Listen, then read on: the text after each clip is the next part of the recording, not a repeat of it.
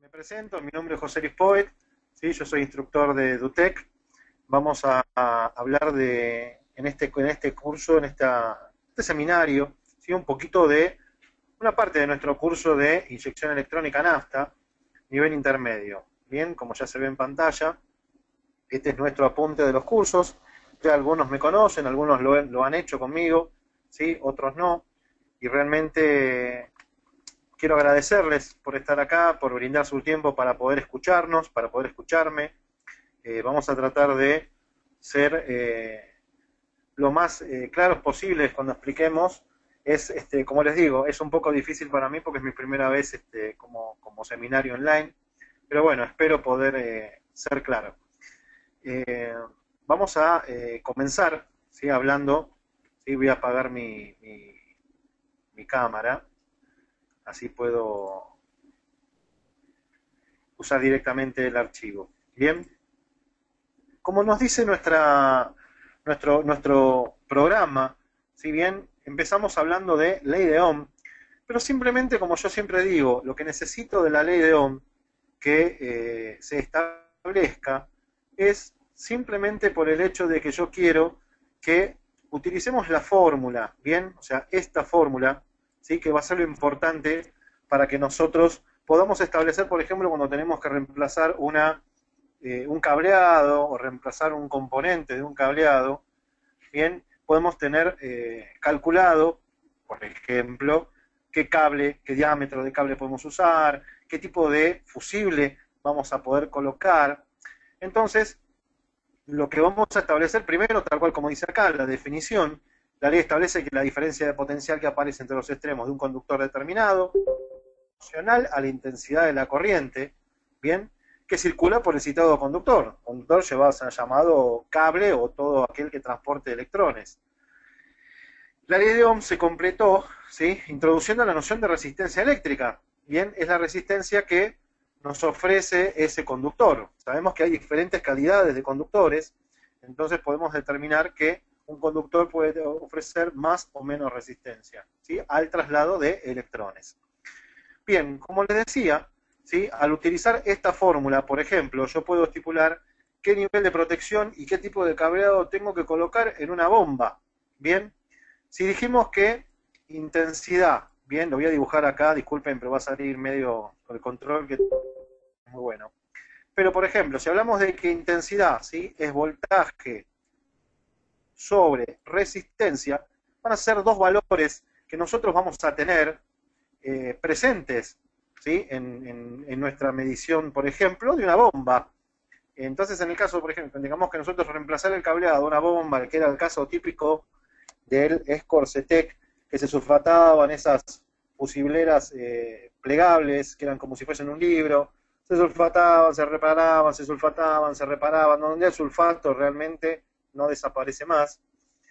Lo que nosotros teníamos que hacer era reemplazar esa fusiblera y poder colocarla, y poder colocar un cableado externo a esos fusibles y a esos relay. Entonces se colocaba un relay, ¿sí? Por fuera, conectado a que esté temporizado a más 15, que ahora vamos a ver qué es, y teníamos que saber en nivel de protección. Entonces, si yo usaba, ¿sí?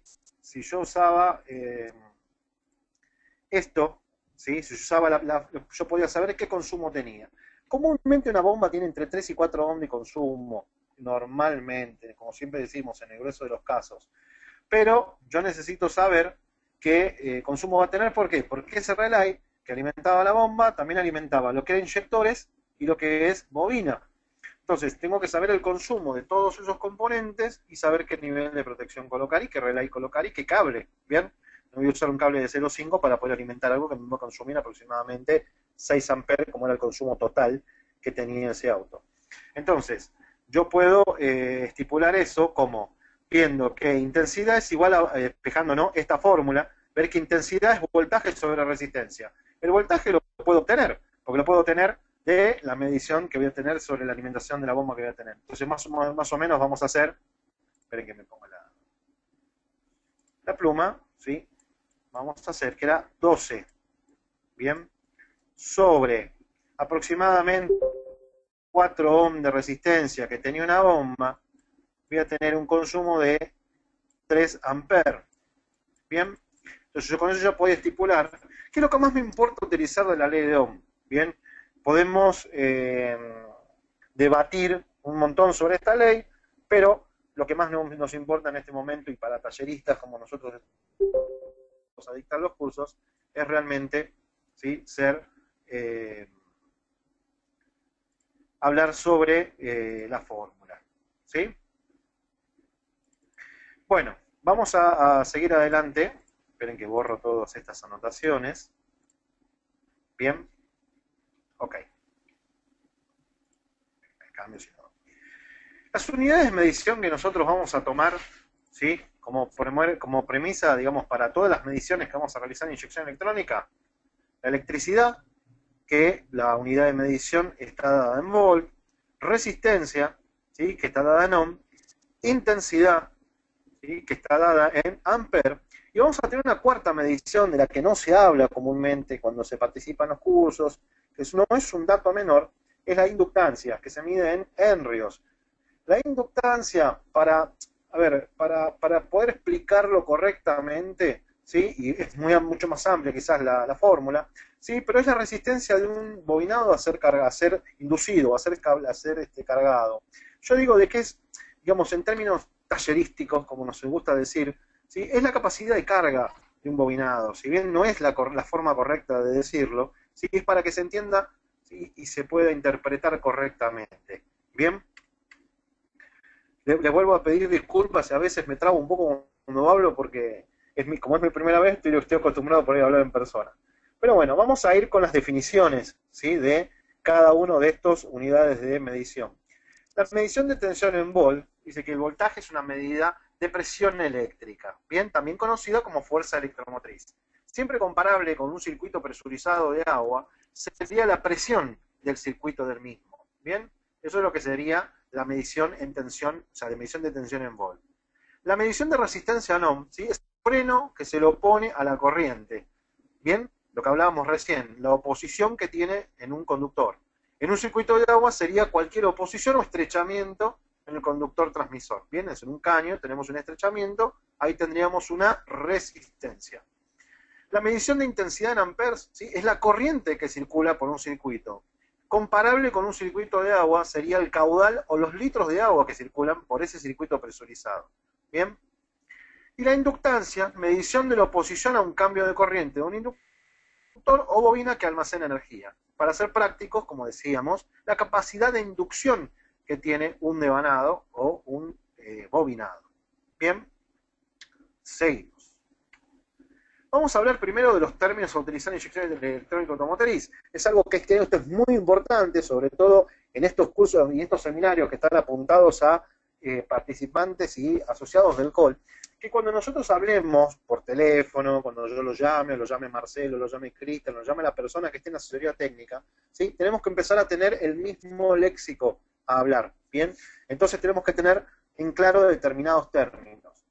PIN es lo que se denomina al terminal, ya sea macho o hembra, de cualquier ficho o conector, ¿sí? Eso es importante que nosotros lo tengamos en cuenta, que cuando hablemos de pin, pinera, siempre estamos hablando de los pines, ¿sí?, justamente de los conectores, macho o hembra. Comúnmente se le dice pinera a la que conecta a la computadora, a la ECU del motor o la SM, bien, como para poder tener en claro lo que quiere decir. Y señal, ¿sí?, es la variación de una corriente eléctrica, que se utiliza para transmitir información. ¿Ok?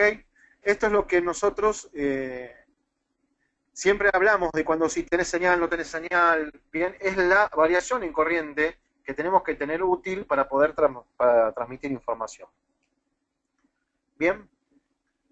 Antes de seguir con esto, me gustaría dos también términos importantes que son estrategia y gestión. Estrategia, cuando hablamos de estrategia, ¿sí?, es el plan predeterminado, ¿sí?, el plan elaborado que tiene una ECU para poder desarrollar, ¿sí?, sus tareas. Y gestión es cómo lo va a hacer, a través de qué lo va a hacer. Siempre hablamos de estos dos términos porque son importantes a fin de que si bien no están, nosotros no los tenemos acá detallados, siempre es importante que sepamos qué es estrategia y qué es gestión. Cuando nosotros decimos que tiene que haber una gestión de contacto, quiere decir que, por ejemplo, al poner contacto, la estrategia de la computadora es presurizar el sistema de combustible. Cuando decimos que presuriza el sistema de combustible, temporizadamente, ¿sí? Tiene que encenderse la bomba de combustible. La gestión sería que la computadora le ponga al relay de bomba de combustible o al accionamiento que tenga la bomba, ¿sí? Le ponga una orden o una, por ejemplo, en el caso de un relay le pone masa para poder activarlo y la bomba la va a presurizar. Eso sería una gestión de contacto. Después tenemos una gestión de arranque. ¿Cuál es la gestión de arranque? Que nosotros al poner más 50, que ahora vamos a ver qué es, cuando veamos denominación de tensiones en electricidad automotriz, vamos a saber que la bomba tiene que volver a presurizar porque tiene que haber giro de motor. Entonces, esa sería la gestión de arranque. A su vez, la ECU también va a generar tiempo de inyección y pulso de encendido. Ok. Bien, denominaciones de tensión en electricidad automotriz. Nosotros tenemos, ¿sí?, varias denominaciones. Más 30, y así es como lo vamos a ver nosotros en un diagrama.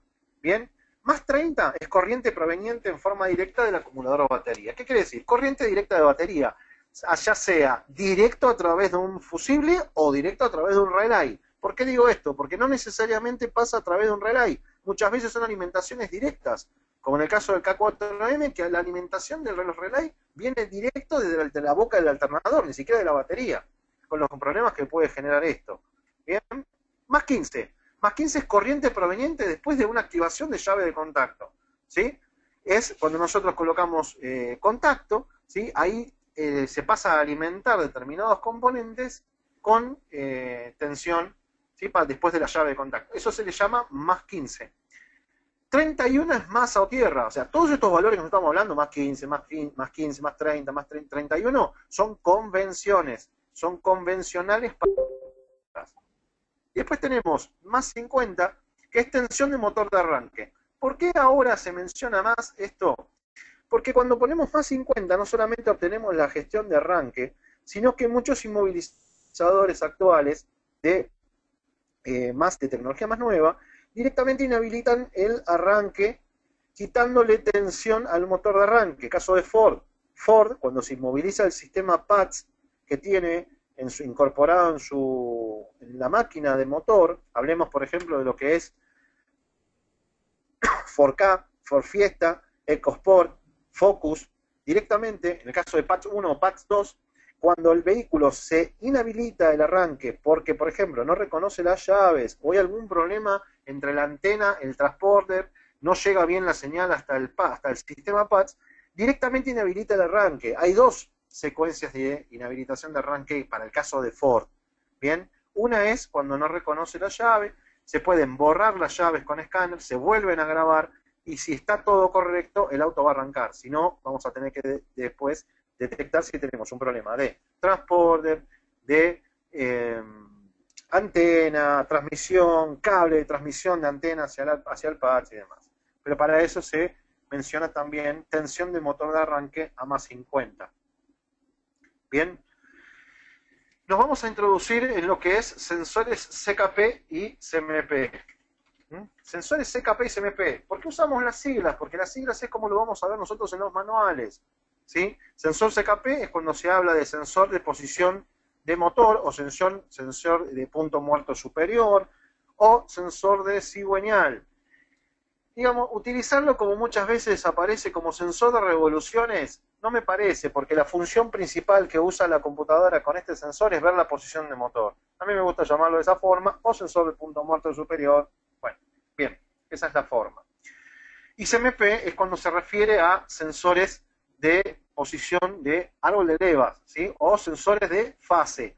Cuando se habla de sensores de fase, se le habla a sensores de posición de árbol de levas. Es el que justamente nos da la fase de motor. Ok. CKP, sensor de posición del motor, también llamado sensor RPM, captor RPM o cable captor. Cumple la función fundamental que es informar a la ECU de motor la posición de los cilindros. ¿sí? En el ciclo de motor, siempre se va a encontrar enfrentado a una rueda dentada, generalmente ubicada en la polea de distribución, en el volante motor o en el mismo cigüeñal. En el mismo cigüeñal, por ejemplo, caso de el Volkswagen Bora o Jetta, como se conoce en el exterior de Argentina, ¿sí? 1.8 turbo, bien, que está alojado en el mismo cigüeñal, tiene una rueda, está clavado el sensor en el block, o el caso, por ejemplo, de lo que era el Chrysler Neon, que también lo tenía clavado el Vectra, bien, el Vectra motor 2.2, 2.4, que salió acá en Mercosur, lo tienen clavado en el block. Entonces, ahora vamos a ver un poquito eh,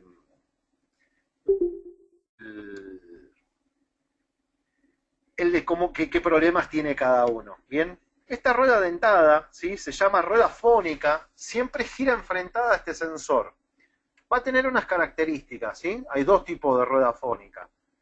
Las ruedas fónicas tenemos de 36 dientes menos un faltante, o 35 más 1, es lo mismo llamarlo de una forma o de otra, ¿ok? Y 60 menos 2, o 58 más 2 dientes faltantes. Esos dos dientes faltantes van a estar cumpliendo una característica, en el caso de que sea uno o dos. Ya hoy por hoy casi todos los sistemas tienen 60 dientes con dos faltantes. Antes de explicar qué es esto, vamos a preguntar qué característica tiene la cantidad de dientes dentro de dos tipos de ruedas fónicas. Entonces, cuando hacemos un curso presencial, bien, una capacitación presencial, nosotros preguntamos y esperamos que la gente nos responda. Acá tengo que responder yo mismo. ¿36 y 60 son múltiplos de 360? Sí, sí son múltiplos de 360. Y dijimos que era una rueda girando, ¿bien? Una rueda fónica girando, una rueda con dientes girando. Entonces, la ECU, lo que va a poder hacer con esta rueda dentada es poder medir en grados el giro de la rueda fónica. Entonces, lo que va a poder es estipular y medir justamente un giro angular de esta rueda fónica. De esta forma va a tener precisión para poder leerlo. ¿Y por qué decimos son múltiplos? O sea, por ejemplo, en el caso de una rueda de 60 dientes, va a haber el giro cada 6 grados. A cada diente le va a marcar 6 grados de giro. Con eso la computadora va a poder contar en grados el giro de motor. Ya sabemos que tenemos 2 vueltas de cigüeñal, o sea, 720 grados de giro por una vuelta de árbol de levas. Bien, entonces tenemos la computadora va a poder ver el ciclo completo del motor en 720 grados. Va a poder dosificar correctamente la inyección de combustible y la entrega de encendido a través de la bujía. Ok, sigamos adelante. Ya nos metemos en la composición de los sensores CKP y CMP. Bien, vamos a ver el primer tipo de sensor. Vamos a hablar de sensores inductivos, ¿sí? Son sensores compuestos por un imán, ¿sí? En su interior, rodeado por un bobinado que al ser enfrentado a la rueda fónica genera una tensión alterna. Si nosotros tenemos un imán, ¿sí? Un imán, ¿qué tiene? Tiene dos polos, ¿bien? Tiene dos campos, ¿sí? Positivo y negativo. Si nosotros los enfrentamos a un metal, a un entrehierro, lo que vamos a lograr es que se invierta la polaridad de los campos del imán. Entonces, nosotros, si tenemos un bobinado, ¿bien? Enfrentado, cuando está enfrentado el imán a esta rueda fónica, tenemos un bobinado alrededor de este imán, captar de campo, y se va a convertir en un generador de tensión alterna. ¿Bien? Entonces, ¿qué características va a tener este tipo de sensor? La señal va a ser analógica. ¿Bien? ¿Qué quiere decir esto? Cualquier señal analógica es una señal que no está procesada digitalmente. ¿Ok? Va a poder tener variación de amplitud y de frecuencia. La señal es enviada analógicamente y procesada digitalmente dentro de la ECU. Va a poder ser enviada, ¿sí? A través de un conductor. nosotros vamos a poder medirlo, después vamos a ver cómo medir y cómo diagnosticar estos sensores. La tensión de generación en arranque que va a tener va a ser siempre en arranque de motor de 1 volt, más menos 10%. Pero vamos a tener que ver principalmente una señal, que yo voy a tratar de dibujarla aquí como para que ustedes lo vean, ¿sí? Una señal que va a tener que ser pareja, ¿bien? Va a tener que ser pareja, sin picos de este tipo, por ejemplo. Si nosotros vemos una señal con picos de este tipo, lo que estamos teniendo, ¿sí?, es interferencia en la señal. ¿Qué quiere decir eso? Que podemos tener que ingrese ruido eléctrico, por ejemplo, por ruido del motor de arranque, como sucedía con el Renault Megane 1.9 DTI, cuando se reparaba el burro de arranque o el motor de arranque, ¿bien? Después el vehículo no quería arrancar, no quería arrancar y no quería arrancar y no quería arrancar. Lo empujaban, ¿sí?, para poder arrancarlo empujándolo y arrancaba enseguida. Entonces lo que se estaba dando era la característica de que al utilizar el motor de arranque, ¿sí?, disipaba tanto ruido eléctrico, disipaba tanto pérdida, ¿sí?, eléctrica, los campos del burro, que intervenían con un sensor que estaba justo muy cerca del motor de arranque. Un cableado que no tiene mallado, como vamos a ver ahora, no tiene aislación, entonces le daba interferencia. La resistencia del bobinado es de aproximadamente 550 ohm más o menos 10%. ¿Qué quiere decir esto? Si mide 570 ohm, 576 ohm o 536 ohm, está bien, no está mal, si no tiene que ser exactamente 550 ohm. Va a poder ser de 2 o de 3 pines, ¿sí? ¿Se acuerdan lo que hablamos pin? ¿Sí? Lo que era un pin, el conector, 2 o 3 conectores. El tercer pin es mallado aislante de ruido. Ahora lo vamos a ver. El de 2 pines va a tener los 2 pines conectados al bobinado que rodea el imán, justamente como para poder captar esa variación de campo, bien, esa generación que se va a dar de tensión, y estos 2 pines van a ir hacia la ECU. En el caso de 2 pines, perdón, por ejemplo, Renault, el típico sensor que nosotros le llamamos el avioncito, que tiene como 2 aletitas, ¿sí? Ese sensor es un sensor de 2 pines, con muchos problemas, ahora lo vamos a ver después, ¿sí?, con muchos inconvenientes. En el caso de 3 pines, ¿sí?, vamos a tener los 2 pines de bobinado que rodea el imán, y vamos a tener un mallado conectado a masa. ¿Vieron cómo son los cables coaxil de televisión? Que tiene el pin de conexión por el centro, ¿sí?, y aislado tiene un mallado. Ese mallado va conectado a masa para poder disipar todo lo que sea ruido eléctrico, lo va a absorber y lo va a descargar a masa.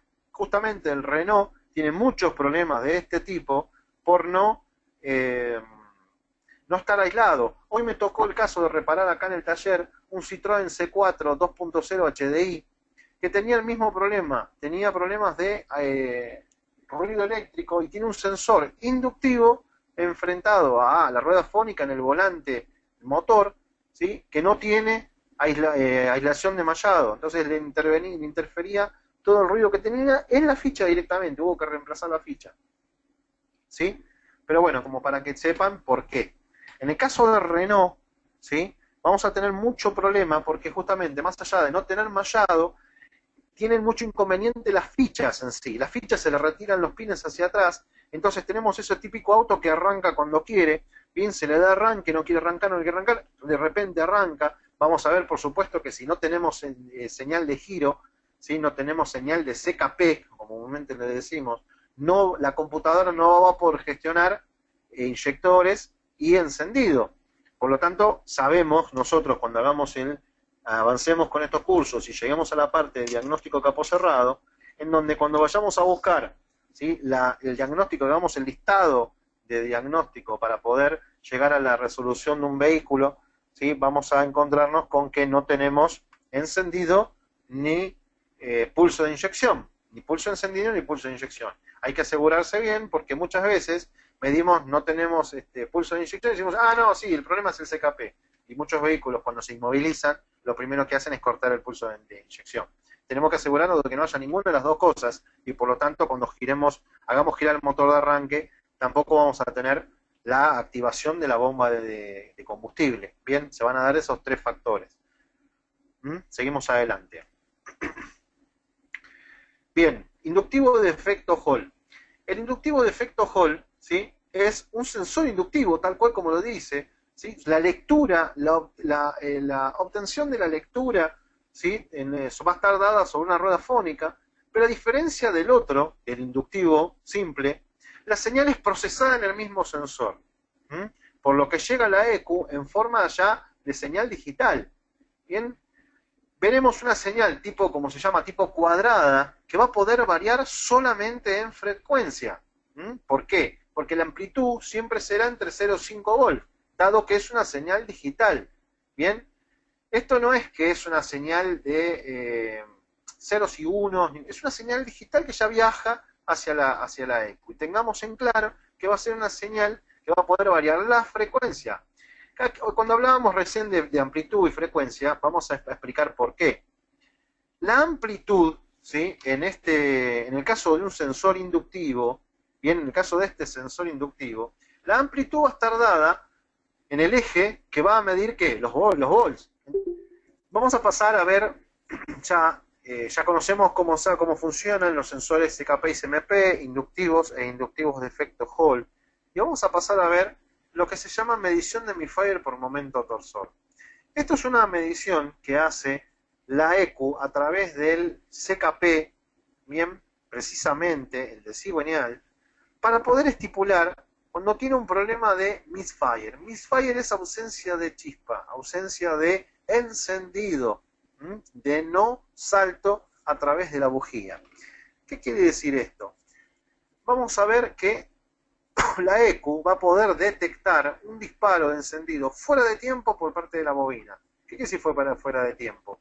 Si lo hace fuera de tiempo, ¿sí?, va a ser detectado por el sensor de detonación, porque justamente vamos a tener una detonación. Cualquier disparo de encendido fuera de el momento en grado que tiene que ser, va a ser un pistoneo o petardeo o detonación, como comúnmente se conoce.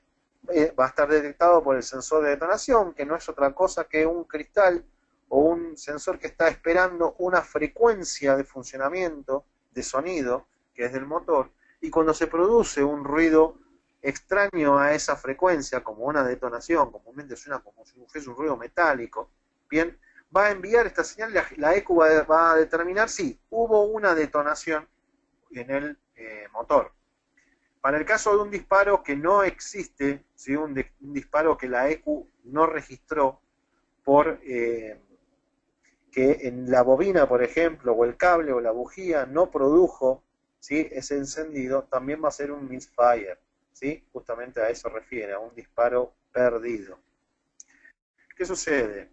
El combustible en los motores nafteros se inflama, es la forma correcta o una de las formas correctas, ¿sí? No se detona, ¿sí? Detonación vamos a tener en un diésel, ¿sí?, donde detonamos literalmente el combustible por presión. Vamos a producir un sonido particular al que solemos llamar pistoneo, ¿sí? Al producirse esta detonación, lo más importante para la EQ es saber en qué cilindro ha sido la misma. ¿Puedes saberlo? Sí. Ojo, detonación, como vemos acá, o ausencia. Cuando la bobina, por ejemplo, no envió el chispazo de encendido, no envió la chispa de encendido hacia la bujía, ¿sí?, la entrega de chispas hacia la bujía. Lo vas a ver gracias a la ayuda del sensor CKP. ¿Pero por qué? O sea, es muy sencillo. La EQ, ¿qué está detectando con el CKP? El giro angular del cigüeñal. Por lo tanto, puedes saber en todo momento en qué posición en grados está girando el mismo, junto con el CMP, que conoce en qué fase está pasando lo que sucede. Entonces, conoce la posición de cada cilindro con exactitud. Y con esa misma exactitud puede determinar dónde se produjo la detonación o la ausencia de encendido. ¿Bien? ¿A lo que nos referimos con esto? Por ejemplo, tomemos el caso, un Gol Tren o un Gol G5, ¿sí?, que es muy común verlo hoy por hoy con fallos de misfire. En el caso se da de misfire, ¿sí?, cuando nosotros vemos un error, por ejemplo, que es P0300 o 0301, como vamos a llamar, que se llama misfire detectado en cilindro 1, o ausencia de chispa, como puede poner, depende de la traducción que tenga cada escáner. Bien, la traducción que tenga cada escáner, ¿sí? Nosotros lo vamos a poder ver, ¿sí? Con distintos textos, pero esencialmente va a ser referencia hacia lo mismo. Yo lo que les aconsejo es que cuando ustedes vean un código, ¿sí? El código va a tener que ser buscado en internet, en alguna base de datos, ¿sí? O bueno, nosotros en un futuro la idea es tener una base de datos en EduTech, en nuestro sitio web, como para que puedan los afiliados al call, los socios, puedan consultar, ¿sí? Estos códigos con una traducción básica, ¿sí? En inglés.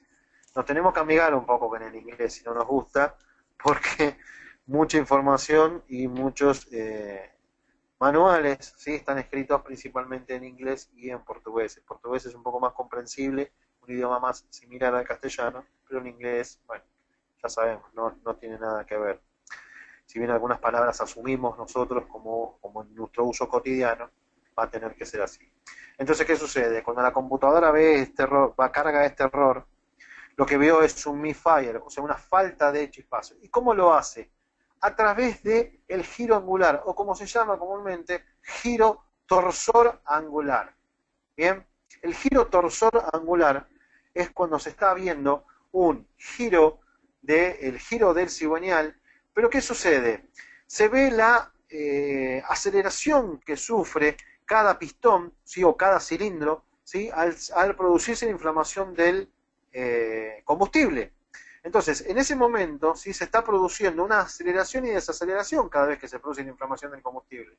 Literalmente, nosotros lo que podemos decir es que este es un motor de combustión interna, no un motor eléctrico alimentado con una tensión que tiene un giro permanente, ¿sí? O un giro parejo, por decirlo de alguna manera, para que se entienda.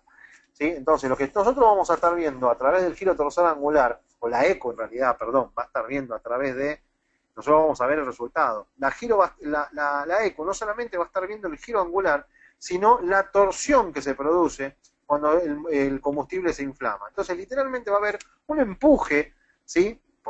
Vamos a decir, un empuje hacia abajo del pistón, hacia su punto muerto inferior, ¿sí? Y va a haber una aceleración y desaceleración en la rueda fónica. A ver si se entiende. Al ver esa aceleración, la computadora va a decir, sí, se produjo el disparo de encendido y se produjo la inflamación. Ahora, si no hay, ¿sí? Encendido en ese momento, no hay chispa que inicie esa inflamación del combustible, la computadora, ¿qué? No va a haber esa aceleración. Lo está viendo no solamente en giro angular, sino en giro torsor. ¿Qué quiere decir? Está viendo la velocidad de desplazamiento de la rueda fónica que está enfrentada a este sensor CKP. A lo que nosotros vamos, entonces, cuando empezamos a estudiar estos sistemas, es que ya hoy por hoy casi todas las computadoras detectan, ¿sí? Este tipo de fallos que a nosotros nos ayuda mucho en el diagnóstico.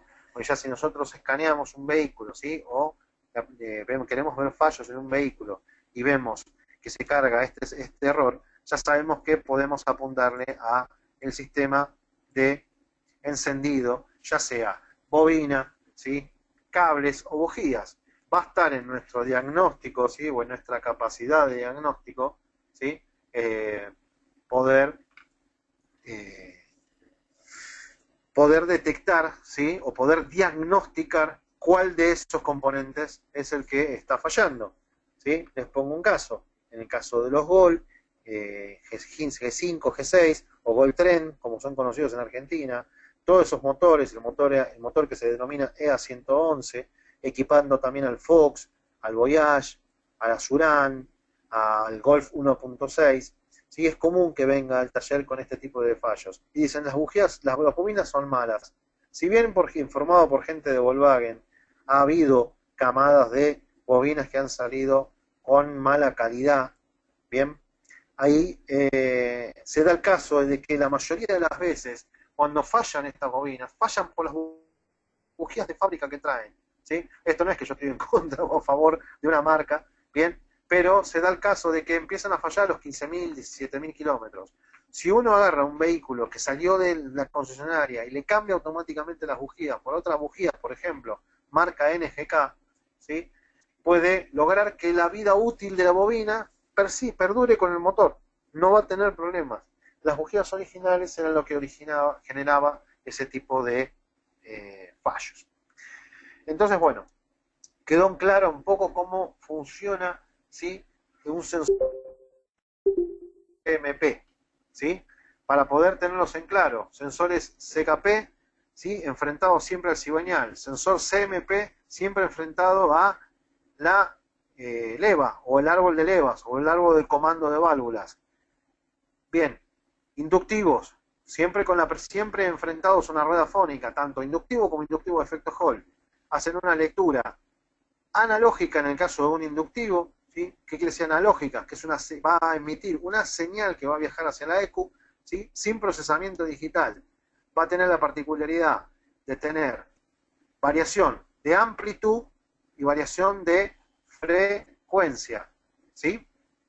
Después vamos a tener un inductivo de efecto Hall, ¿sí?, donde nosotros vamos a tener una electrónica incorporada, ¿sí?, a este sensor,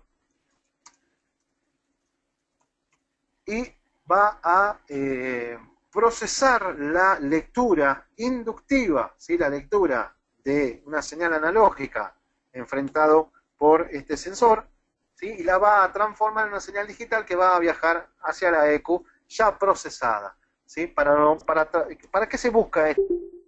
Por ejemplo, para tratar de sacar lo que sea manejo de tensiones dentro de la placa de una EQ. Porque, ¿qué sucede? Hasta donde ingresa la tensión, ¿sí?, generada por el sensor inductivo, ¿sí?, hasta ese momento está girando en la placa tensión, que muchas veces es de más de 12 volts. Lo que se trata es de sacar ese tipo de manejo de tensiones dentro de la placa. Hay muchas características que hacen a la inyección electrónica o a la electrónica automotriz muy particular. Bien, que eso lo vamos a ir viendo con el transcurso de los seminarios online que vamos a ir dictando, ¿sí? No es, muchas veces el tratamiento de un componente interno del motor, ¿sí?, no es igual a la electrónica convencional, por ejemplo, la electrónica de audio o la electrónica de video. En muchos casos, ¿sí?, por ejemplo, un transistor se utiliza para conmutar masa, simplemente, ¿sí? Entonces, si yo puedo decir que un transistor sirve para conmutar masa, es como un relay, me agarra un electrónico y me quiere matar, literalmente, por la opinión que yo estoy dando. Pero esa es la forma que tienen de trabajar, por ejemplo, determinados transistores en una EQ de motor.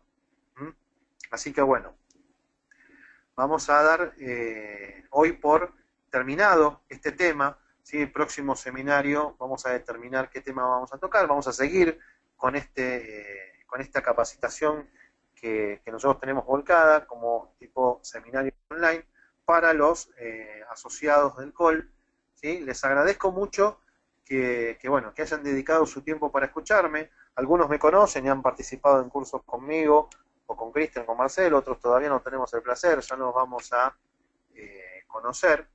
Pero bueno, le doy paso a Cristian, ¿sí?, para que podamos ver para que él quiera ver si quiere dar algún comentario o poder dar algún comentario sobre lo que estuvimos hablando hoy. Perfecto, José. Muy buena explicación. Bueno, estamos dejando a ver si alguien tiene alguna pregunta, algo. Me alegro. Igual está bueno este tema de que, vayamos ensayando también el tema de lo de las preguntas, porque esto, la idea es esto, poder responder preguntas online y preguntas que ustedes nos envíen. Si más allá de las que nos envían queda tiempo, poder responder preguntas que a ustedes les va a servir para su propio provecho. Perfecto. Así nos van gastando casos también. Tal cual. Nosotros, mientras ustedes más aprendan, mejor para nosotros, porque ustedes van a poder, no solamente van a poder, yo siempre digo lo mismo, que una de las herramientas que no considera por ahí la gente cuando contrata el call o cuando no lo contrata y no lo evalúa, es que con el mismo call van aprendiendo. O sea, con el mismo call, cuando van resolviendo cosas que nosotros les explicamos, se van capacitando con el call. Es así, Sí, ¿no, Cris? sí, es así. De- y tan así porque que la gente, por lo menos hasta ahora, de todos los llamados que tenemos, nunca vuelve a llamar por el mismo problema. Y hay problemas que nosotros, la experiencia que tenemos, sabemos que un mecánico que trabaja mucho los va a tener, inclusive dentro de la misma semana puede ser que los tenga. Así que Sin bueno, duda. en este sentido nos ponemos contentos porque esta es la misión. ¿Sí? El call es, no es solamente el llamado telefónico, digamos, esta es una herramienta más. En breve se van a venir también los emails con los casos de avería ya resueltas, en donde, por ejemplo, un caso típico de un auto de hoy en día, cualquiera sea, la causa, el defecto, los códigos de TC, cómo se resuelve, y eso también lo van a ir almacenando, y si lo leen, saben que lo tienen, en algún momento que tengan el problema, pueden ir a recurrir siempre a esa info para poder resolverlo. O sea, son muchas herramientas, no es solamente el llamado, digamos. Esto es una herramienta que ojalá la hubiese tenido yo cuando empecé con todo esto. Me hubiese visto Sí, todo estos seminarios online, todos, uno por día. Y bueno, sin lugar a dudas, Cris, eso lo sabemos, todos los que hemos vivido esto desde hace tiempo, sabemos lo que significa tener información. Imagínense que como siempre hablamos, cuando yo empecé con la inyección electrónica no existía ni celulares ni internet. Imagínense una vida como esa. claro. Si bien hay que decir también que los autos no eran tan complejos, pero también era nuevo el sistema, entonces bueno, de una forma u otra era complicado, digamos. Este, y bueno, vuelvo a repetir, ojalá hubiésemos tenido una herramienta como esta, el teléfono del que sabe, o como quiera llamarle. Ahí Arturo está haciendo una pregunta. ¿Sí? Tengo una falla en una Maroc, indicador de precalentamiento en Indicador de parpadeo precalentador en parpadeo. y falla del circuito de Y sensores si B, falla, tanto con el SPC como con el BACCOM, mismo código. Necesitaríamos el código, el DTC, digamos, el código propiamente dicho. Eh, Me suena que puede llegar a ser algún problema que ya vimos.